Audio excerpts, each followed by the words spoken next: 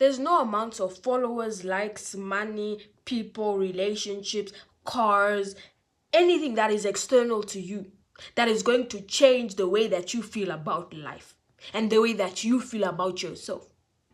The same person that I was at 0 followers, who struggled with self-esteem, self-worth, self-sabotage, all these different things. That same person and an inability to trust the people, all these same aspects, at 14,000 in the thing that God has given me and blessed me with in my purpose, I still suffer with this. I still struggle with the same things. I still struggle with the same things. I thought that, at 10,000 followers, I was going to wake up and I was just going to, wow, life is just going to be gold and silver for the rest of my life. No, that happiness lasted for one day. Next day, the work was still waiting for me. And the same aspects of myself were still waiting.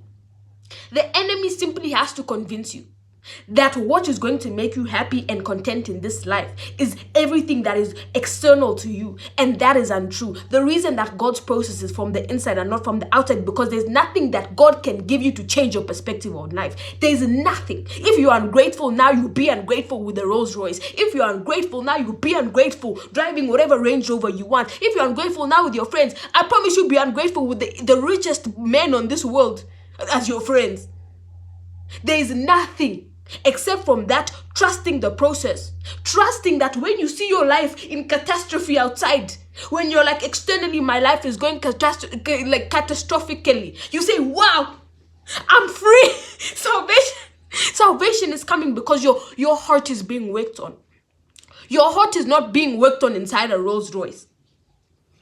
Your heart is not being worked on other than those times when things are hard, or when you're willing to confront who you are. But I'm telling you, because I've been there, I've been in leadership positions. Well, I was in that leadership position. Explain to me why I was still being cheated on, because I still had low self-esteem.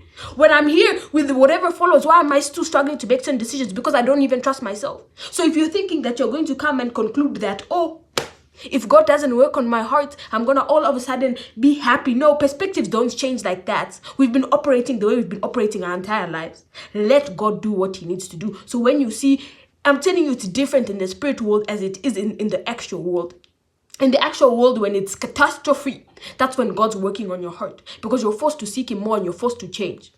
Trust that process. Trust it, because I promise you, I've seen it and I experienced it in my own life. There's nothing external to yourself that can change the way that you view life. That is something that has to be broken down and built back up, and that is exactly what God does, not the enemy and his external validation.